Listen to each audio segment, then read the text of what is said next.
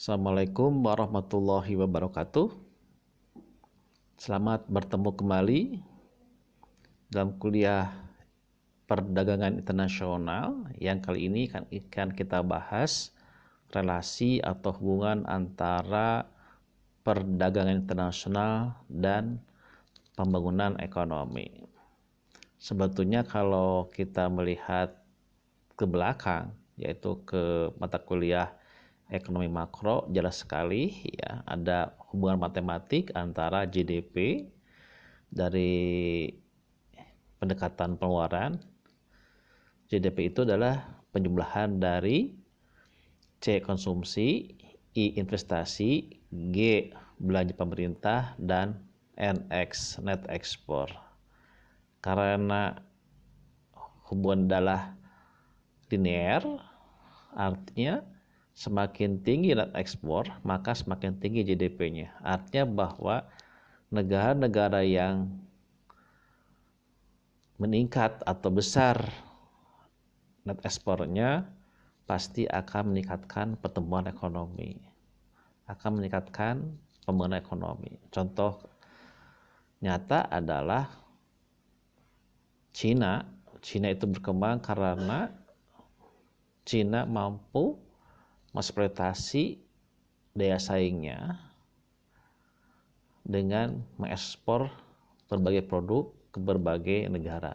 Itu contoh empiris bahwa perdagangan itu akan berdampak positif terhadap pembangunan ekonomi.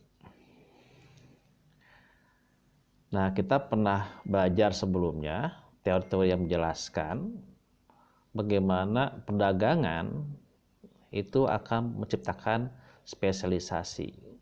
Kita masih ingat dengan menggunakan kurva KKP, ya.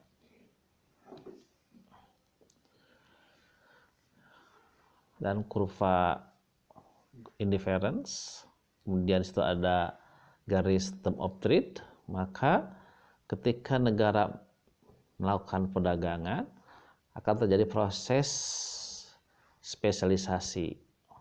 Negara satu akan fokus ke barang X misalkan, negara dua akan fokus ke barang Y, sehingga ada pertukaran antar negara itu.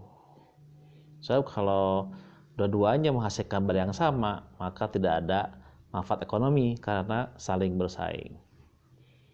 Nah, dengan demikian, dengan adanya perdagangan akan muncul spesialisasi produksi barang tertentu karena barang tersebut memiliki keunggulan komparatif.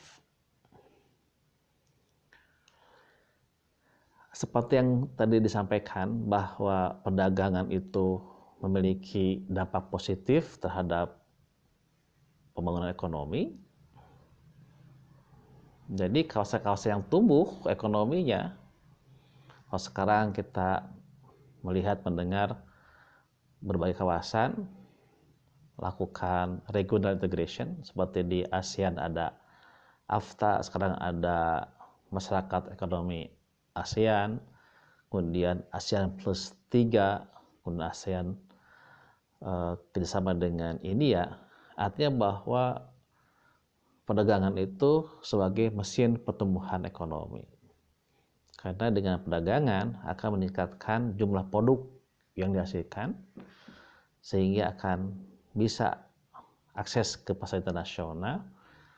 Itu akan menjadi penggerak pertumbuhan ekonomi. Karena apa? Karena barang tersebut akan menjadi trigger bagi produsen untuk meningkatkan kapasitasnya.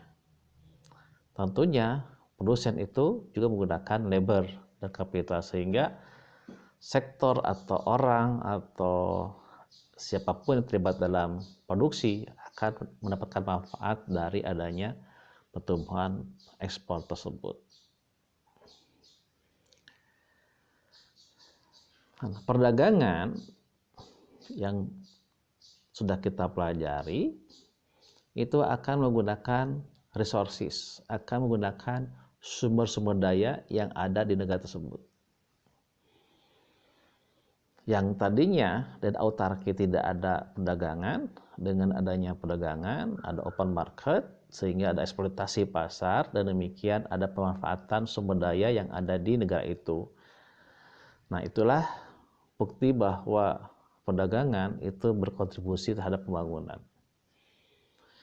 Dengan adanya pasar baru, maka akan meningkatkan jumlah yang diproduksi, yang kita kenal dengan istilahnya skala ekonomi atau economies of scale, yang kita pernah belajar mikro. Dengan adanya economies of scale itu, maka harga rata-rata akan semakin turun, dan demikian barang tersebut dapat bersaing dengan barang di pasar internasional.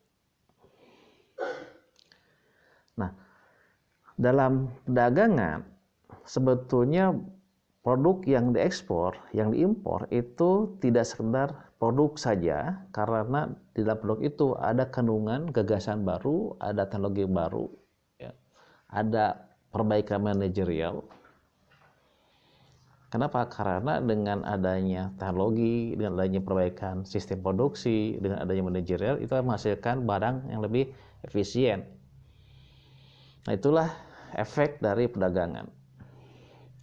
Ya, perdagangan itu memberikan inspirasi, ya, dan membuka lahan yang pasti menguntungkan bagi para produsen setempat. Contoh saja, kita Indonesia sekarang sebagai negara penghasil kopi, penghasil CPO untuk pertanian, kita mengekspor otomotif, kita mengekspor garment, kita mengekspor barang elektronik. Artinya bahwa dengan perdagangan akan menciptakan kesempatan bisnis yang menguntungkan.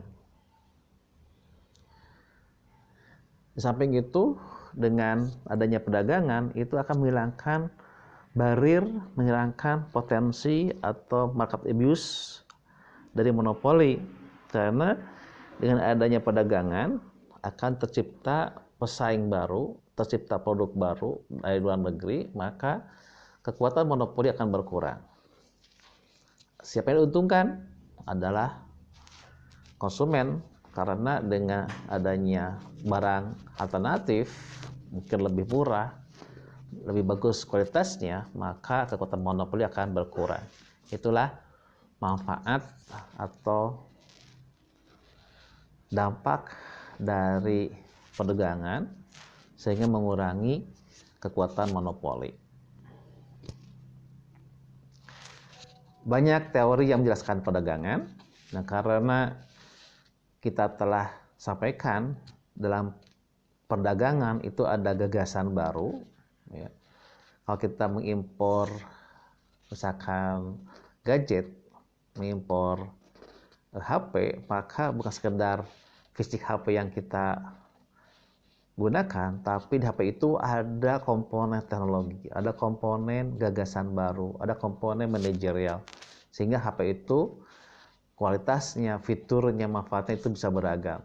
Itulah contoh bahwa dalam produk yang diperdagangkan itu tidak sekedar barang yang kita lihat, tapi di dalamnya implisit ada teknologi yang menjadi bagian dari efek perdagangan.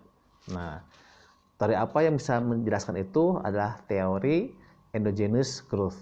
Ini kita pernah pelajari di makroekonomi. Jadi teori ini menjelaskan bagaimana hubungan antara perdagangan dengan pembangunan dan pertumbuhan ekonomi dalam jangka panjang. Karena riset itu butuh waktu, gagasan itu butuh akumulasi, sehingga efeknya itu tidak serta-merta sekarang, tapi butuh waktu. Dengan demikian maka ada hubungan jangka panjang antara pertumbuhan ekonomi dengan teknologi. Nah, dengan dibukanya perdagangan, tentunya pasti akan mengurangi hambatannya.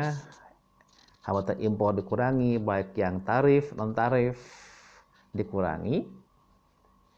Maka negara-negara berkembang atau negara-negara yang mengimpor barang itu akan menyerap ide atau menyerap teknologi Ambil contoh kita impor dari negara maju, maka negara Indonesia akan bisa belajar, akan menyerap gagasan, inspirasi, teknologi yang terkandung di dalam proses pembuatan barang atau dalam proses distribusi barang atau dalam proses administrasi perdagangan. Itulah bahwa dengan perdagangan itu akan terjadi spillover of technology. Nah, karena teknologi itu merupakan resultan dari riset, dan demikian manfaat riset yang ada di negara maju melalui produk yang diperdagangkan itu akan mengalir lebih cepat ke negara-negara berkembang. Jadi ada landasan pertumbuhan ekonomi endogen dalam konteks perdagangan, khususnya perdagangan antar negara berkembang dan negara maju. Nah, karena open market, akses meningkat, sehingga volume juga akan meningkat. Volume meningkat, contoh saja di ASEAN itu ada sekitar 500 juta penduduk. Artinya besarnya potensi pasar sehingga perusahaan itu bisa meningkatkan volumenya dan mencapai skala ekonomi yang lebih besar. Nah, dengan adanya pasar yang lebih luas, tercapainya skala ekonomi, berarti ada peningkatan keuntungan margin bagi perusahaan. Nah, dengan adanya peningkatan margin, adanya peningkatan keuntungan kemudian ditahan return earning sebagai cadangan investasi, maka dampak dari perdagangan itu akan meningkatkan investasi pada perusahaan-perusahaan yang mendapatkan manfaat dari perdagangan. Nah, dengan perdagangan terjadi pengurangan hambatan sehingga trade itu akan lebih efisien karena tidak ada barrier, tidak ada hambatan, tidak ada impediment. Produk akan mudah masuk ke suatu negara tanpa harus mengalami penundaan akibat harus menyelesaikan persyaratan. Produk akan lebih mudah diserap oleh masyarakat karena harga semakin berkurang akibat negara yang terlibat mengurangi hambatannya. Itu adalah hubungan antara perdagangan dengan perkembangan ekonomi atau pembangunan ekonomi. Jadi kita paham bahwa perdagangan adalah sebagai mesin pertumbuhan, dan fakta empiris menunjukkan negara yang terbuka ekonominya, yang trade openness-nya itu besar, cenderung lebih cepat ekonominya tumbuh dibandingkan negara-negara yang fokusnya ke perdagangan domestik. Di dalam perdagangan pernah kita pelajari bagaimana perdagangan itu kita gambarkan interaksi antara kurva KKP, kurva indifferent, dan garis yang menghubungkannya dengan term of trade. Nah, ada beberapa istilah nilai tukar, nilai tukar perdagangan atau commodity term of trade. Yang jelas nilai tukar atau term of trade adalah membandingkan harga yang diekspor dengan harga barang-barang yang diimpor. Kalau kita rotasikan, karena rasio itu menjadi indeks, maka nilai tukar N adalah berapa besar perubahan PX harga ekspor dibagi dengan PM kali 100%. Nah, kalau angkanya naik berarti pertumbuhan PX lebih besar dari pertumbuhan PM. Itu menggambarkan bahwa ekspor itu akan meningkat terus karena harga semakin meningkat. Itu adalah konsep nilai tukar sederhana. Nah, ada beberapa varian atau modifikasi atau perkembangan dari nilai tukar. Yang tadi slide sebelumnya adalah menggambarkan nilai tukar biasa, rasio antara PX dan PM. Nah, kalau income terms of trade, nilai tukar perdagangan, maka indeksnya I-nya sama dengan rasio harga PX dan PM. PX adalah harga ekspor, PM adalah harga impor kali QX-nya. Nah, QX adalah jumlah yang diekspor. Berarti kalau kita lihat P per M kali QX, maka PX kali QX adalah penerimaan atau pendapatan dari perdagangan tersebut. Sehingga indeks ini disebut dengan income terms of trade.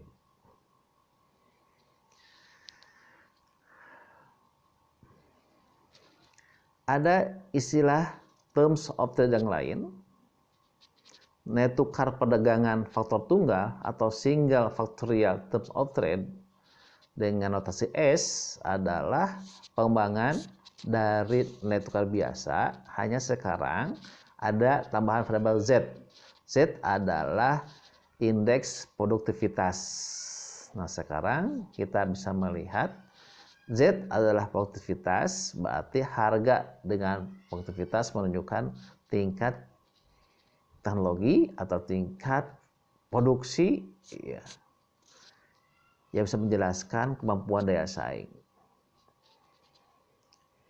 Kemudian pengembangan lebih lanjut disebut dengan nilai tukar perdagangan faktor ganda atau double factorial terms of trade. Nah, kalau yang awal fokusnya hanya ke negara ekspor karena ada ZX, nah sekarang ZX-nya kita bandingkan dengan produktivitas negara lain, ZM. Nah, sekarang akan lebih lengkap informasinya. Di satu pihak kita bisa melihat bagaimana daya saing barang yang kita ekspor, barang yang negara mengekspor, PX per PM. Nah, sekarang juga ada informasi bagaimana rasio produktivitas atas barang tersebut. Nah, ini lebih lengkap lagi. Sehingga ada dua informasi. Satu adalah rasio tingkat daya saing dari harganya. Yang kedua adalah membandingkan produktivitas dari barang-barang yang diekspor, yang diimpor. Itu adalah kelebihan dari nilai tukar perdagangan faktor ganda atau double factorial terms of trade. Baik, mungkin kita beberapa hari atau beberapa waktu yang lalu mengalami kondisi di mana harga karet jatuh di pasar internasional, harga CPO juga demikian karena efek dari keputusan EU untuk mengurangi mengurangi penggunaan CPO untuk biodieselnya di negara EU, sehingga harga turun, atau juga batu bara juga turun. Nah, itulah kendala-kendala yang dihadapi oleh negara berkembang, karena negara berkembang itu sebagian besar tergantung pada ekspor komoditi. Sementara kita tahu bahwa harga itu ditentukan oleh market. Nah, ini menariknya. Kalau barang yang diekspor adalah komoditi, jadi raw material atau lowly processed goods, barang yang diproses sederhana, harganya itu ditentukan oleh pasar. Pasar itu sangat dinamis, maka tidak aneh kalau harganya itu sangat volatil, fluktuasi. Nah, itu contoh bahwa negara-negara berkembang itu sangat tergantung kepada pasar tersebut. Dampaknya, konsekuensinya adalah harganya itu murah dan volatil karena satu ditentukan oleh negara impor, yang kedua banyak pesaingnya.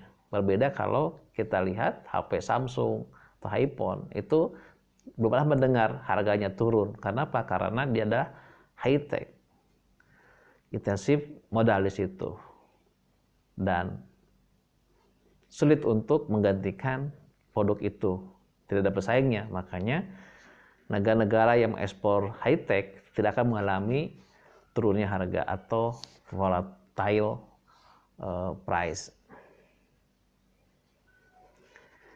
Nah, itu adalah hal-hal yang menyebabkan kenapa nilai tukar negara berkembang itu cenderung turun. Sampai itu, permintaan atas barang-barang manufaktur lebih cepat dibandingkan dengan permintaan barang primer. Jadi, perdagangan negara berkembang negara maju itu intertrade, negara berkembang mengekspor barang mentah atau setengah jadi atau low processed goods, sementara negara maju menghasilkan barang manufaktur, barang modal. Biasanya dan faktanya permintaan atas barang modal, barang manufaktur itu lebih kuat dibandingkan dengan permintaan atas barang-barang pertanian. Itulah fakta bahwa seringkali negara berkembang mengalami masalah dalam nilai tukar perdagangan.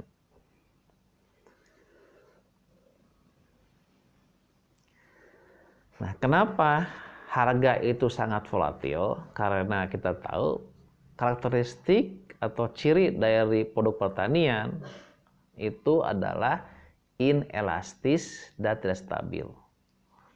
Inelastis adalah perubahan permintaan itu tidak responsif atas perubahan harganya. Sehingga tidak aneh, data empiris menunjukkan harganya itu sangat volatil dan cenderung turun karena sifat karakter dari produk tersebut. Karena harga itu volatil, apa dampaknya? Nah, kita ingat nilai atau nilai ekspor itulah hasil kali antara PX dan QX, harga ekspor dan jumlah yang diekspor. Karena harganya sangat volatil, fluktuatif, efek dari karakteristik barang itu, maka penerimaan negara, foreign earnings-nya ya, dari perdagangan itu berubah-ubah, tidak stabil. Itu adalah konsekuensi negara-negara berkembang mengekspor barang-barang pertanian atau barang komoditi.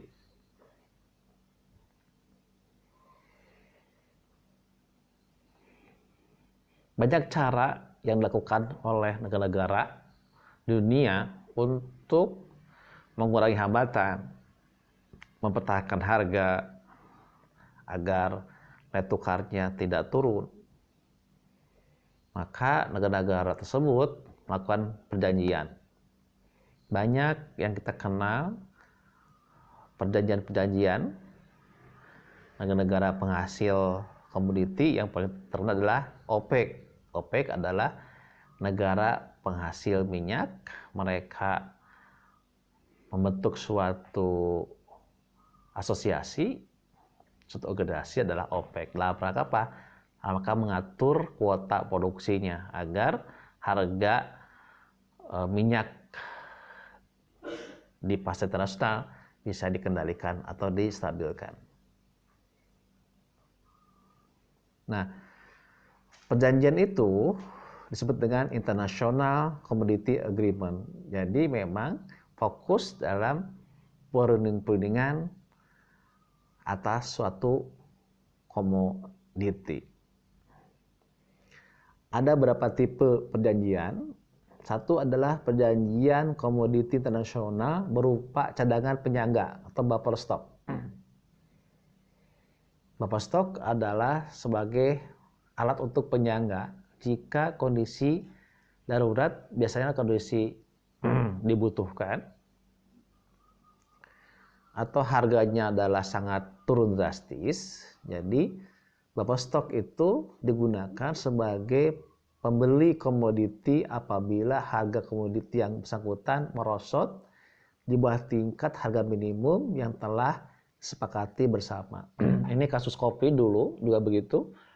Ketika harga kopi turun, itu ada perjanjian di negara-negara penghasil kopi untuk melakukan semacam cara bagaimana kopi itu tidak terus turun harganya, maka negara melakukan proses pembelian.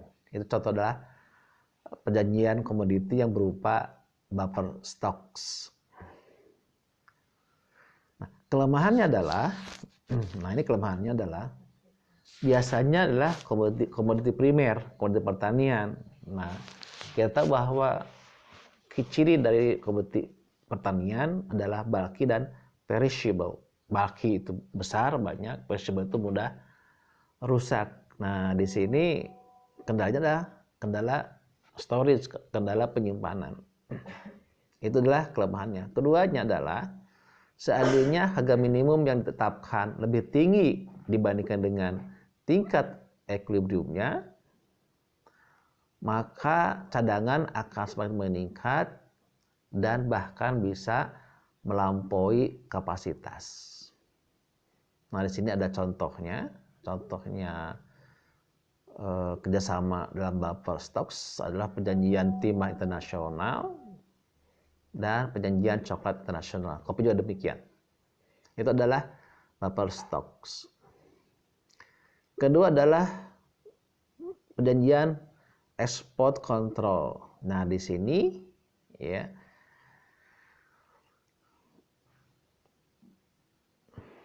negara-negara sepakat untuk membatasi ekspor. Nah, ekspor kalau tidak dikendalikan akan oversupply di pasar internasional, harga akan jatuh, yang rugi adalah negara ekspor itu sendiri. Nah, agar harga tidak jatuh, maka negara tersebut sepakat untuk mengurangi ekspornya. Maka disebut dengan export control. Tujuannya adalah dalam konteks menstabilkan harga di pasar internasional. Nah, ini contohnya ada gula, ada OPEC, dan juga kopi juga demikian juga. Apa keunggulannya? Nah, karena ada kontrol ekspor dapat menghindari tingginya biaya pemeliharaan atau penyimpanan komoditi, karena sekarang negara itu sepakat untuk menghindari ekspor di pasar internasional. Nah, sayangnya ada kelemahannya. Kerjasama ini memiliki berbagai inefisiensi dan mensyaratkan semua negara yang menjadi pengekspor berpartisipasi aktif dan bersedia melakukan pengorbanan. Karena ada kewajiban untuk mengurangi ekspornya. Masalahnya adalah untuk kopi lah misalkan begitu. Kita bayangkan kalau negara itu berarti ekspor sementara produksi kopi itu meningkat, pasti akan kelebihan suplai domestik, harga akan jatuh di domestik. Nah, yang rugi adalah petani kopi karena proses transmisi perubahan-perubahan di pasar internasional itu kan ditransmisikan ke petani, sehingga dengan adanya kontrol atau kuota ekspor itu akan meningkatkan suplai domestik meningkat, harga juga akan jatuh di pasar domestik sehingga petani kopi akan mengalami kerugian. Itulah kelemahan export control. Yang ketiga adalah perjanjian komoditi yang berupa mekanisme kontrak pembelian. Nah, ini kontrak pembelian. Serangkaian perjanjian bilateral atau multilateral sifat jangka panjang untuk memperbaiki harga minimum agar negara-negara pengimpor, konsumen negara maju bersedia membeli komoditi yang bersangkutan. Nah, itu adalah kontrak pembelian. Contohnya adalah perjanjian gandum internasional. Nah, sini adalah semacam perjanjian, ada kontrak di mana negara-negara tertentu akan bersedia membeli komoditi yang telah disepakati.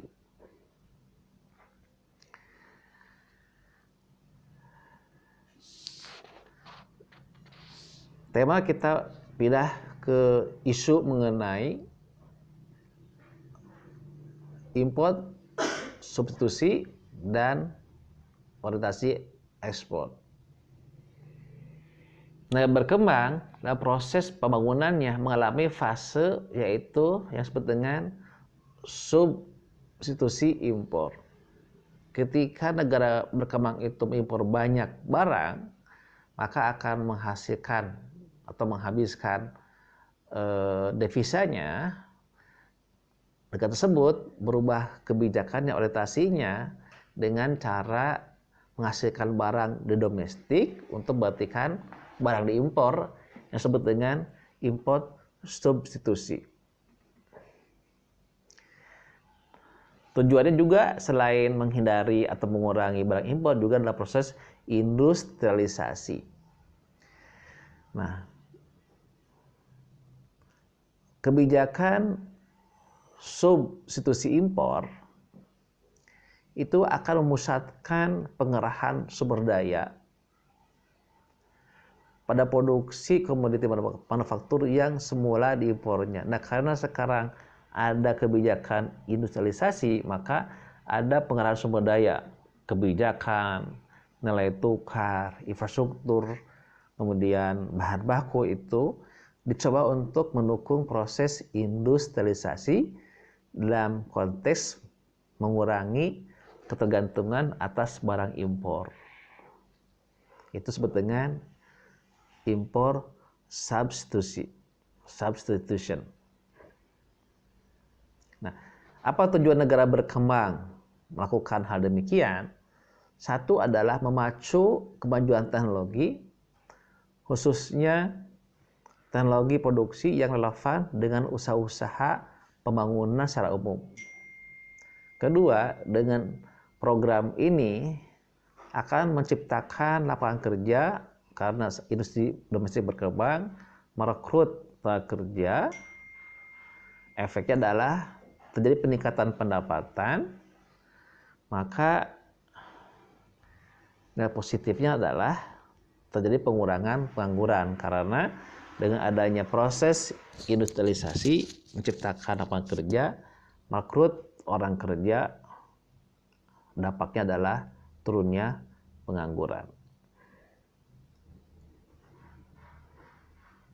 Kemudian menciptakan efek penggandaan atau akselerasi yang lebih tinggi, percepatan yang lebih tinggi karena akan menciptakan hubungan ke depan forward, hubungan ke belakang backward dalam proses produksi itu. Kemudian memperbaiki nilai tukar perdagangan. Selanjutnya mendapatkan harga-harga dan pendapatan ekspor yang lebih stabil. Nah, ini kita kuliah EKI dulu, kuliah keuangan internasional, mengatasi berbagai kesulitan dalam neraca pembayaran, balance of payment.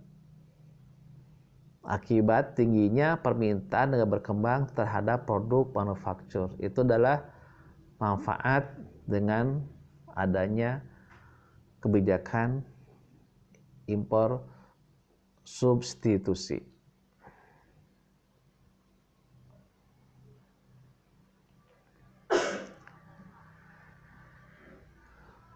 Industrialisasi barang atau kebijakan impor substitusi itu punya 3 keunggulan. Satu, pasar untuk menampung produk-produk industri telah tersedia dalam negeri. Artinya ketika negara itu mengembangkan kebijakan ini sudah disiapkan pasar domestiknya sehingga akan diserap oleh domestic market.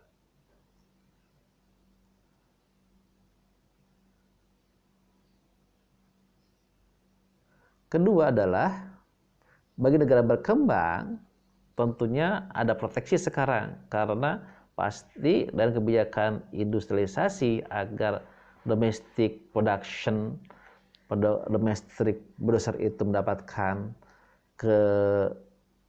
keyakinan ada pasar, jaminan pasar, maka pemerintah biasanya mengenakan hambatan perdagangan. Itu adalah implikasi kebijakan impor substitusi. Nah, karena ada kebijakan type tersebut, muncullah inisiatif atau daya tarik baru di mana negara-negara maju yang tadinya mengekspor barang tersebut ke negara berkembang sekarang akan memindahkan merelokasi industrinya dari negara maju ke negara berkembang yang kita kenal dengan foreign direct investment. Karena dengan memproduksi negara berkembang, maka barangnya tidak mendapatkan hambatan tarif dari negara berkembang.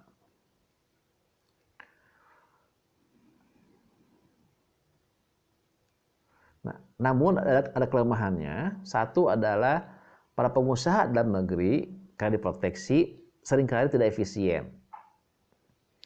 Tidak efisien karena tidak ada pesaing. Satu, harganya mahal, kemudian kualitasnya tidak sebaik jika barang tersebut diimpor dari luar negeri.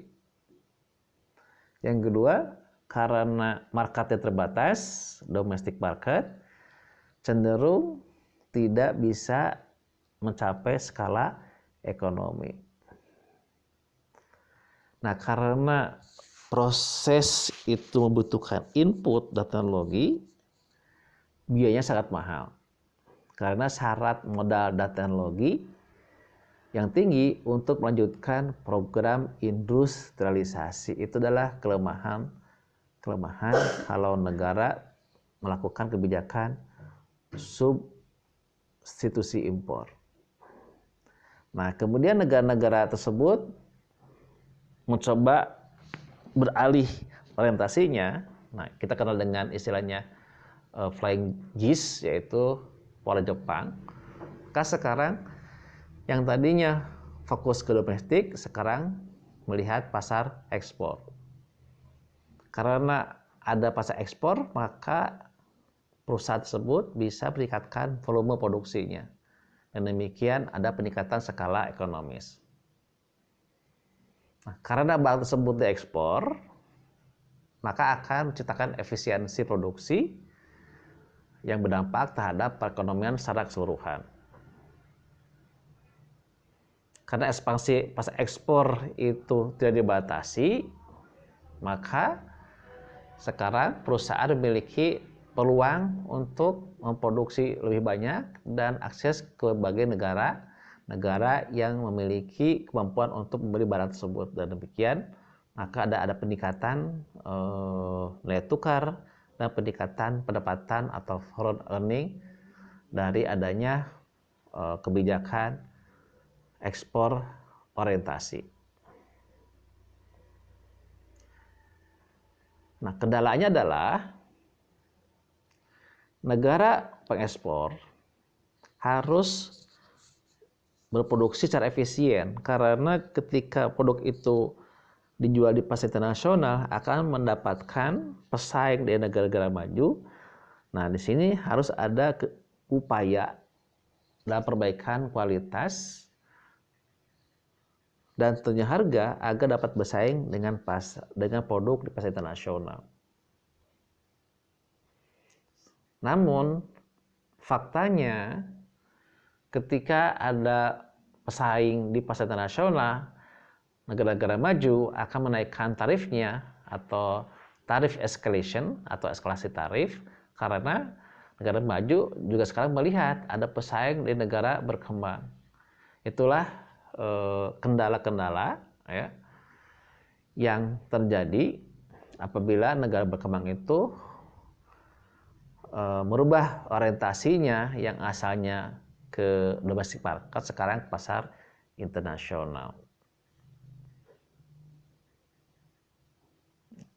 Pengalaman di negara berkembang dari kasus tersebut, satu, banyaknya sektor yang boros modal. Karena industrialisasi itu membutuhkan skill labor dan pasar labornya sendiri belum efisien, masih didominasi oleh low skill labor, maka dengan adanya industrialisasi itu akan mengurangi penyerapan tenaga kerja sehingga akan menciptakan pengangguran. Nah, karena fokus ke industrialisasi, sektor pertanian ya, mengalami pengurangan perhatian. Karena memang trade off, jika negara itu fokus ke industri, berarti akan lebih fokus kebijakan industrialisasi sehingga pertanian itu berkurang perhatiannya. Nah, itulah pengalaman-pengalaman negara-negara yang mencoba melakukan industrialisasi dalam konteks meningkatkan volume ekspornya. Nah, negara berkembang itu banyak masalah, kendala. Satu, masalah kemiskinan, ya efek dari kualitas sumber daya. Satu, sumber daya manusia. Yang kedua, karena barang dihasilkan adalah barang pertanian yang harganya relatif murah, efeknya lah earning juga relatif rendah. Yang kedua, negara berkembang itu cenderung defisit belanja, lebih banyak belanja daripada kemampuan fiskal kapasitinya, pajaknya rendah. Nah, cenderung ada gap yang lebih besar antara G dengan T, maka negara berkembang itu akan banyak melakukan pinjaman. Ketiga, negara maju juga pasti akan meningkatkan proteksinya. Ini juga menjadi kendala negara-negara berkembang, karena ketika negara berkembang ingin meningkatkan akses ke negara maju mengenakan tarif yang tadi saya katakan adalah tarif escalation atau eskalasi tarif dalam konteks negara maju melihat adanya produk baru di pasar internasional, maka mereka mengenakan tarif yang lebih tinggi agar domestik produsennya itu dapat diproteksi dari adanya produk dari negara berkembang. Nah, oleh karena itu konflik ini menjadi berkembang. Kemudian negara-negara tersebut, negara-negara dunia sepakat untuk menata ulang struktur perdagangannya. Yang sekarang kita kenal adanya WTO, World Trade Organization. Jadi ada perundingan-perundingan di antara negara-negara, baik sifat adalah bilateral di satu kawasan atau multilateral, dalam rangka menata ulang sistem perdagangan agar lebih adil lagi, ya. Tidak ada lagi eksploitasi atau tidak ada negara yang dirugikan akibat kebijakan sepihak atau kebijakan yang menghambat berkurangnya arus barang atau arus jasa di pasar internasional. Itu adalah diskusi atau kuliah materi pertemuan sekarang. Jadi kita sekarang sudah paham, pertama, bahwa perdagangan memiliki hubungan positif dengan pertumbuhan ekonomi. Kemudian beberapa negara melakukan kerjasama perjanjian perdagangan. Yang ketiga, kendala yang dihadapi jika negara berkembang itu merubah orientasinya dari barang substitusi impor kepada orientasi ekspor, karena terjadinya proteksionisme di negara-negara maju, maka perlu adanya penataan ulang sistem perdagangan internasional yang dulu ada GATT, kemudian sekarang dirubah atau berubah bentuk menjadi WTO sebagai media untuk melakukan proses reformulasi sistem perdagangan internasional. Demikian kuliah sesi ini. Terima kasih.